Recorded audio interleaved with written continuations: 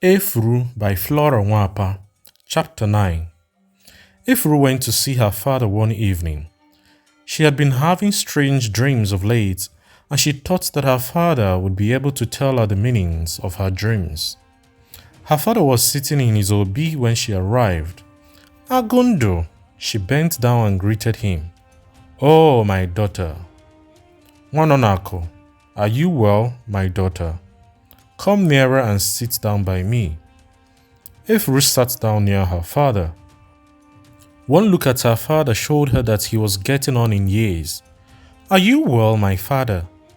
You don't look very well to me. Does Odikama cook regularly for you? If she does not, please let me know so that I can get someone else to cook for you." "Odikama cooks regularly for me, but she's not a good woman. This is just by the way. A bad woman can cook delicious meals." "You don't want her to continue cooking for you?" "I want her to continue, but I don't trust her with money at all." Efuru and her father were having cola. An angry man entered and Nwashike Ogene welcomed him and asked him to sit down. "I have something very important to tell you," the man began. "Wait, my son," Efuru's father said. "You are in a bad temper. I don't listen to people when they are in bad tempers. So keep cool, my son. Sit down first and have cola." Cola was brought. The young man was still not composed. Efuru's father saw it and kept quiet. Cola was shared. The young man shook his head when it was brought to him. "Nobody refuses cola in my house, my son," Nwashike said to the young man. "Take it and do anything you like with it, but you must take it." The man took it and murmured a thank you. "Efuru, do you know this man?" Nwashike Ogene asked. "No, I don't know him." "Look at him very closely." Efuru looked at him closely and confessed that she did not know him. "I will tell you, he is the last son of Nnona."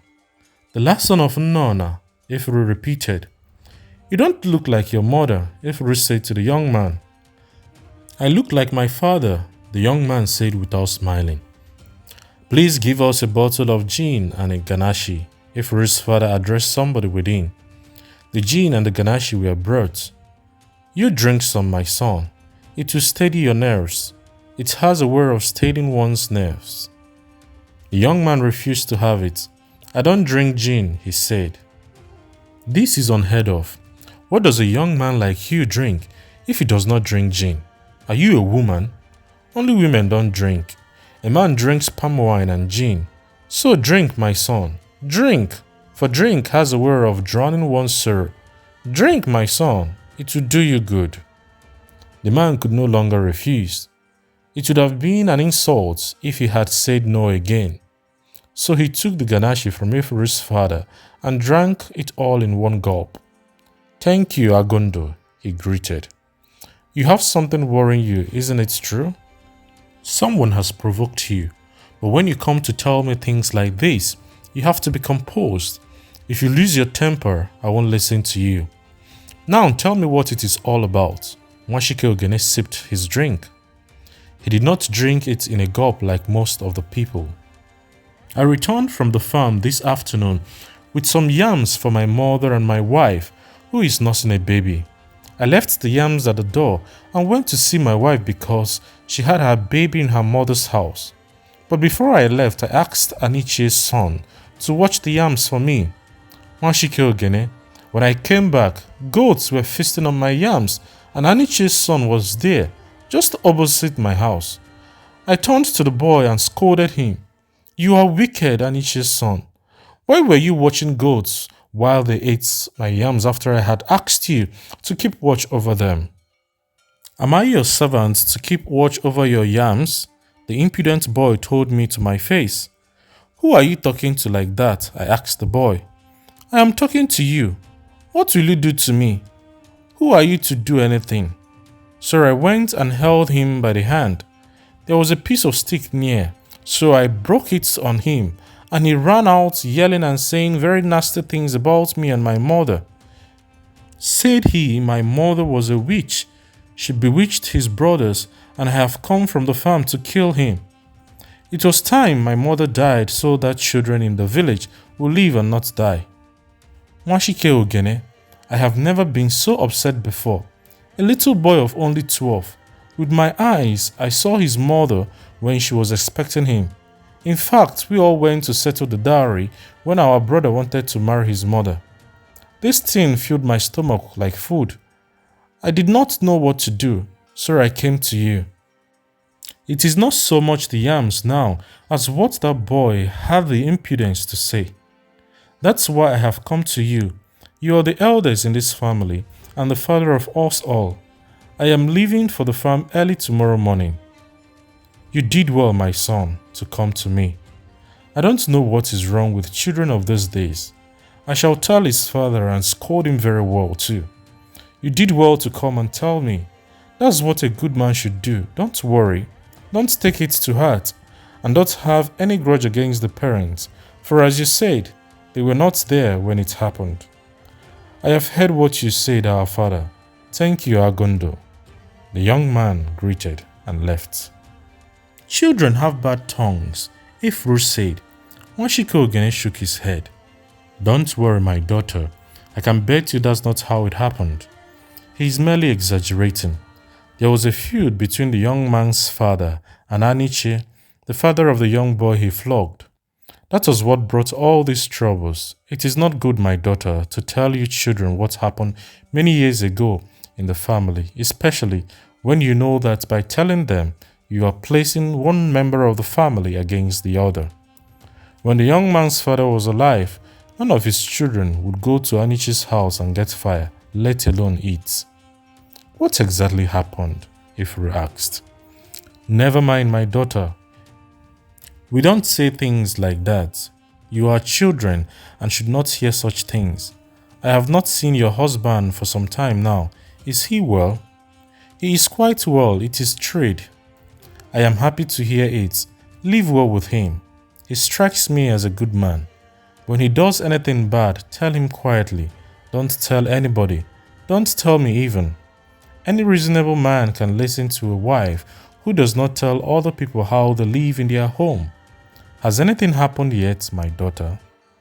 Efuru shook her head. I went to Onitsha with Enebere to see the doctor. He treated me and asked me to come again. I have not gone. We did not tell you because we were in a hurry. There were a lot of things we wanted to do at Onitsha then. But these doctors, what do they know about women? Our dibias know a lot. Yes, that dibia I saw before I had Ogonim was very good. It is a pity he is dead. He was good, but there are others. There is a very trustworthy one, but he is not in our town. If you want to see that one, I shall arrange for you to see him. All right, father. I have come for another thing altogether. I told my husband, and he asked me to come to you. I have been having peculiar dreams of late. Dreams? What kind of dreams? Efuru's father asked, very interested. I dreamed several nights of the lake and the woman of the lake. 2 nights ago, the dream was very vivid. I was swimming in the lake when a fish raised its head and asked me to follow it. Foolishly, I swam out to follow it. It dived and I dived too. I got to the bottom of the lake and to my surprise, I saw an elegant woman, very beautiful, combing her long black hair with a golden comb. When she saw me, she stopped combing her hair and smiled at me and asked me to come in. I went in. She offered me cola. I refused to take. She laughed and did not persuade me. She beckoned to me to follow her. I followed her like a woman possessed. We went to the place she called her kitchen. She used different kinds of fish as firewood. Big fish like asaichim, aja, and ifuru. Then she showed me all her riches. As I was about to leave her house under the water, I got up from my sleep. I told my husband. He could not understand the dream, so he asked me to come and tell you.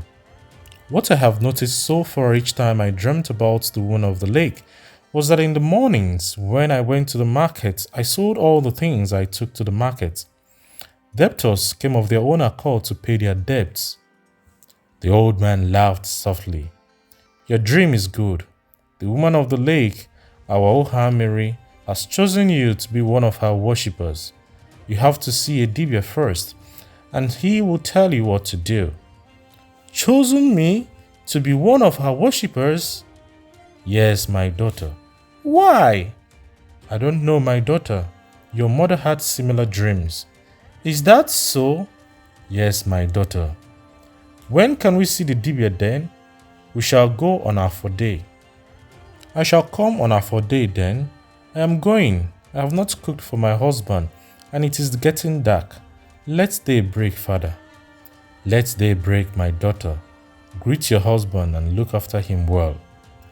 That night, Efuru was deep in thought.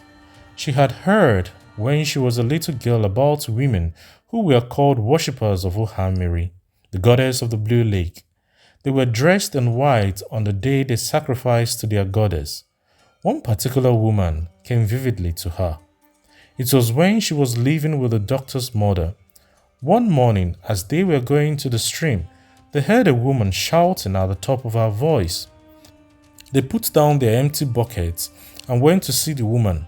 But by the time they got there, the woman had broken into a song, a very pathetic song. But to the children of Efuru's age then, it all sounded fun. Efuru still remembered the song. "Ohamiri, please. Ohamiri, please. Ohamiri the goddess, please. Ohamiri the thunder, please. Ohamiri the kind, please. Ohamiri the beautiful, please." The woman was sitting on the bare floor with her legs crossed and was dressed in white from head to toe. She had rubbed white chalk on her body. To Efuru now, the figure seemed pathetic, though it had amused her years back. The woman sat in that position for days, singing and swaying from side to side. Sometimes she would get up, take hold of one part of the thatched roof, and shake it vigorously. She was truly possessed. So that night, after seeing her father, she wondered as she remembered the woman, "Am I going to behave like that woman? What exactly is going to happen to me? Will I rub white chalk, dress in white, sit on the floor, and sing swaying from side to side? No, I'm not going to behave like that." She was not going to be like that woman. She had known several women who worshipped the goddess, but yet behaved normally. Gilbert was late in coming home that night. She waited. When he came home, she gave him his food. "My dear wife, the soup is very delicious. Come and eat with me." "I have eaten. You are very cunning. When you stay out late and you know that I am angry with you, you come home praising my food. Don't praise my food." Come, my wife. Women are complicated human beings. You would complain if I did not say anything. Yet you complain when I do say something. What do you want us men to do? But it was true that since Efuru and Gilbert returned from the great river, the latter had been keeping late nights. She did not worry herself about this, because Gilbert's late nights were not yet as bad as Adizua's. Adizua would come back and refuse to say a word to anybody. But Gilbert was different. He always apologized for returning home late. "I have seen my father about that thing." Efuru said not exactly to Gilbert. "Did you say anything to me?" Gilbert asked. "I said that I have seen my father about that thing. Don't you hear?" "I have heard, my wife." "And what did he say, my wife?" He put his arm round her waist. "You are becoming very beautiful every day, my wife. I am really taking good care of you. Only don't finish all my money." "Enebe, leave me. I am talking about something very important, and you come up with your jokes. You are still a boy, and that's why you married me." "I have seen my father, and we are going to see the dibia on our 4th day." "I would have gone with you, but I won't be at home on our 4th day." "Where will you go on that day?" Efuru snapped. "I am going to fish." Efuru began to laugh. "Why are you laughing?" Gilbert asked. "You are laughing yourself," Efuru said, still laughing. "Why don't you fish anymore? Is it because there are no more moonlight nights?" Gilbert smiled and went on eating. "You were the cause of it. You made me fish that night, and you made me stop fishing afterwards." How? Efuru asked, interested. Let it be so, Gilbert said and continued eating. When do you say you are going to your father again? On our 4th day, Efuru said. You must go. I have thought of it. You must go to the dibia. I want us to see the head and the tail of this. Efuru went to her father on her 4th day. Her father was not very well. You have come, my daughter. I cannot go to the dibia today, so I have sent for him. He will soon be here. I cannot lift these 2 legs. Efuru got up to look at the legs. Are they swollen, father? They are not swollen. If they were swollen, I would have used shea butter on them. They are so painful. They don't appear to be my legs. We shall see what we can do, father, when doctor comes home. When will the dibia come? He has been sent for. He will be here any time from now. Do you still have your dreams? No, not so often as before. You see, your mother had similar dreams. Now that you are here, I recall these dreams of your mother. Your mother prospered in her trade. She was so good that whatever she put her hand to, money flowed in. When she sold pepper, she made huge profits. When she sold yams or fish, she made profits also. She was so rich that she became the head of her age group. She spent a lot of money for her age group. Then she took titles. She was about to take the title of Obuefi when she died. Nwashike Ogene hissed and shook his head. She was like you. Of all my wives, I loved her best. She never for one day annoyed me. Even when she did, she behaved in such a way that I forgave her before she asked for forgiveness. I wept and wept when she died. For days I refused to eat, for she cooked all my food. I did not hate my other wives. No, we don't do that in our family. I was fond of her not because of her beauty, but because of her goodness. If I gave her £1 to buy things for me, for my age group, or things for my own use, she bought me things worth my money. If she was given any change, even it was only 3 pence, she returned it to me. But the others, they nearly killed me. They cheated me each time I gave them money to buy things for me. One of them, I won't mention her name, I gave some ogbono to sell, and she cheated me. Your mother was not at home then. The ogbono was worth some £10, so your mother told me. My wife took it to the market and sold it. She brought back £6. I was furious. She swore by all the gods and goddesses of our people that was what she sold the ogbono for. I left her. Days after, I heard from a reliable source that she sold the ogbono for £12. I said nothing to her. You are like your mother, my daughter. That's why I love you more than all my children. So when you ran away from my house to your first husband, I was very upset. But never mind, my daughter. It is all right now.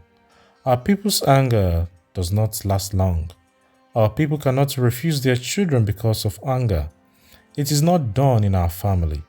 I am happy with you now, especially as you have had another husband. So I am. It is the dibia, Efuru's father said to her. He is very talkative. The dibia was seen emerging from behind one of the buildings in the compound. He swayed from side to side as he walked, as if he was drunk, but he was not drunk. He had never been drunk in his life. Agundo, he greeted Efuru's father as he got to his obi. Obu mmadu ụbọchị ndụ na-agụ ya, Nwashike Ogene saluted. That's it, Nwashike Ogene. That's my salutation name. That was my father's salutation name. Those days, they were terrible days. But we still retain that salutation name, perhaps for prestige. I don't like to relive the life. It is very bad to do evil. That's why I won't do evil. My father and my father's father did evil. They were guilty of murder. I was very young then. One night, a man was beheaded in my grandfather's house. I saw with my own eyes when one of our young men was murdered in cold blood, a young man. He was from our village. I still remember that young man's face before he was cut down. His blood flowed like a young stream on the mud floor. But God is great. Fear him. For 10 years, no child cried in my father's house. My own mother had 7 children, all boys. All died immediately they were born. I was the only one who refused to die. Until my father died, he was atoning for the crimes of his father. I am still atoning for the evils of my people. That's what happened, Nwachike Ogene said. But sit down and let's look for kola. You have been standing since you came. If you stand too long, you will cause strangers to come to us. You are right, the dibia said and sat down. Some days I feel like talking. Today is one of the days. I became a dibia because I saw too much. I saw things that could blind the devil himself. I am a poor man now, but there is no day I don't eat. If I don't eat in the morning, I eat in the evening. If I want to sacrifice to my ancestors, I can always get a fowl. One woman came to me years ago and asked me to divine for her. I brought out my instruments. I called on our gods and the ancestors to help me. To my horror, I saw that she was not clean. Her heart was evil. I stopped abruptly. I looked steadily at her and she tried to hide her face. Then I bellowed at her, "You dare come to me with an unclean heart and expect me to see anything for you? I don't do that." So I asked her to go home. When she was clean, she could come to me. She was sorry. She asked me what she should do. I did not ask her what she did. It was not necessary. I asked her to buy a white fowl and sprinkle the blood on her husband's obi. Then I asked her to ask for her husband's forgiveness if she had wronged him. Then I asked her to keep herself holy for 4 days, beginning on Orie Day. That was what I told her, Nwachike Ogene. So my fathers taught me. I cannot see anything for a person who is evil. If a woman commits adultery and comes to me, I cannot do anything for her. Her sins blind me, and nothing is revealed to me. Likewise, if a man goes to a married woman and comes to me, I cannot see anything for him. So, Nwachike Ogene, I am here today because you are good and your daughter is good. I don't, as a rule, go to people's houses, but you are an exception. You are great. Your fathers were great. My fathers were great also, but they were guilty of murder. Guilty of murder, I say. But well, let it be. Where is your daughter? Is she the one sitting there? Don't mind me, my child. That's how I talk. Occasionally I feel like talking like this, because you see, I was... Enesha Gorua, Efuru's father said quietly. Don't talk anymore. Let's go on what we have sent you for.